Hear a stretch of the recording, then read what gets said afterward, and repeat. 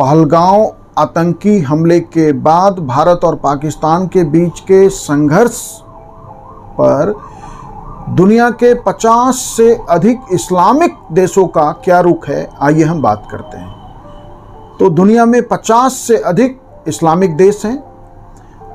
उन देशों में सिर्फ तुर्की और अजरबैजान खुलकर पाकिस्तान के साथ खड़े हैं।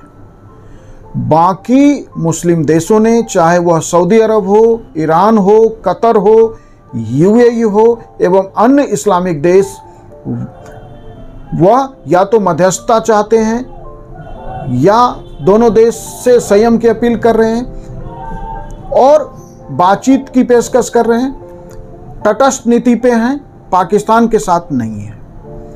तो दुनिया के 50 से अधिक मुस्लिम देशों में जो सबसे संपन्न, आर्थिक रूप से शक्तिशाली मुस्लिम कंट्री है सऊदी अरब, आइए उसका क्या रुख है। तो देखिए, सऊदी अरब एक वक्त तो पाकिस्तान का बेहद करीबी दोस्त हुआ करता था और इस दोस्ती का आधार इस्लाम, क्योंकि दोनों सुन्नी बहुल देश हैं। दोनों देश ऑर्गेनाइजेशन ऑफ इस्लामिक काउंसिल के प्रमुख सदस्य देश हैं और दोनों एक दूसरे के साथ खुलकर खड़ा होते थे। लेकिन यमन के विरुद्ध जब सऊदी अरब सैनिक कार्रवाई कर रहा था, उस समय पाकिस्तान ने जिस तरह से सऊदी अरब को सैन्य मदद देने से मना किया, उसके बाद से सऊदी अरब का स्टैंड पाकिस्तान के प्रति बदला है।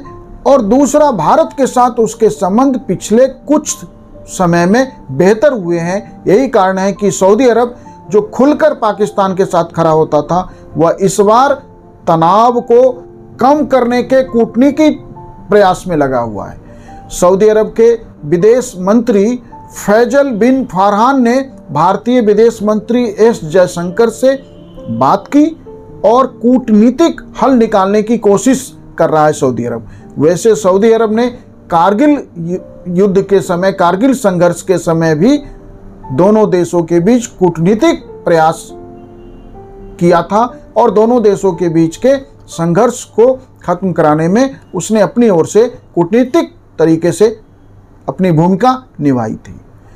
ईरान का जहाँ तक संबंध है, तो ईरान और पाकिस्तान के संबंध न बहुत अच्छे हैं न बहुत खराब है।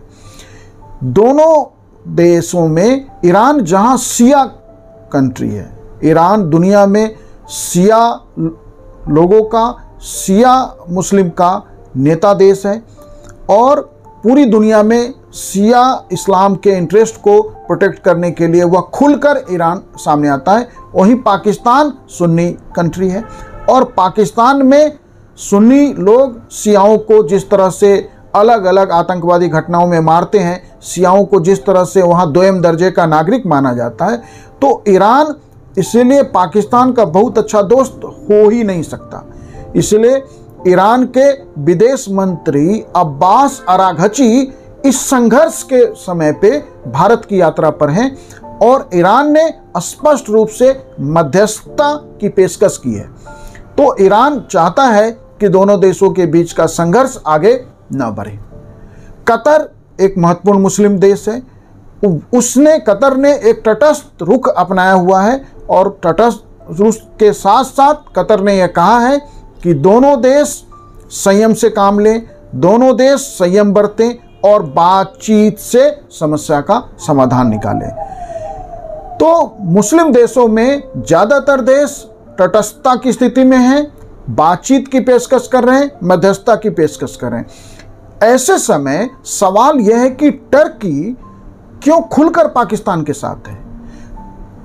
टर्की आतंकवाद पर भी पाकिस्तान का समर्थन करता। जब पहलगांव अटैक हुआ तो पहलगांव अटैक के बाद तुर्की के राष्ट्रपति पाकिस्तान के पीएम शहबाज शरीफ से मिलने पाकिस्तान आए थे और पाकिस्तान आकर खुलकर समर्थन करते। इसका अर्थ है कि मानवता की हत्या और आतंकवाद पे भी तुर्की इस्लाम के नाम पर पाकिस्तान के साथ है।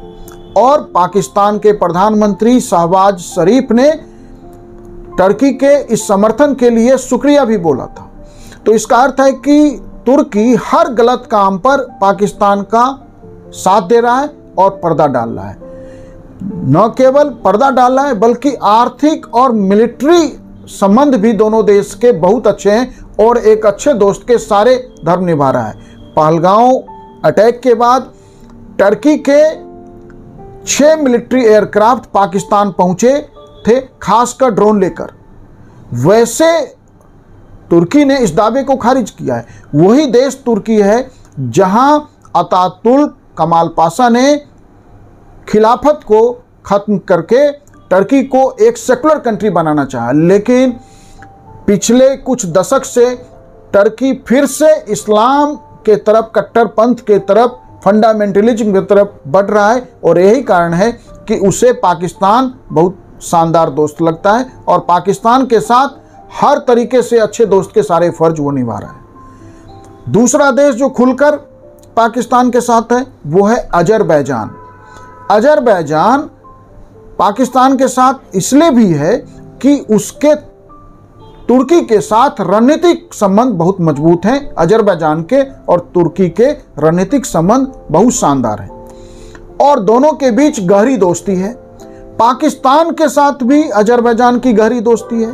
वह कश्मीर मुद्दे पर भी खुलकर पाकिस्तान का समर्थन करता है, लेकिन भारत की डिप्लोमेसी की यह सफलता है कि हमने पिछले दशकों में जो डिप्लोमेसी की है उसमें खुलकर सिर्फ 2 मुस्लिम कंट्री तुर्की और अजरबैजान पाकिस्तान के साथ हैं। बाकी देशों ने या तो भारत का समर्थन किया है या समर्थन नहीं किया है तो तटस्थ हैं। ईरान के विदेश मंत्री का ऐसे संघर्ष के समय पे भारत आने का अर्थ है कि ईरान नैतिक रूप से भारत के साथ खड़ा है, वह खुलकर भारत के साथ नहीं है।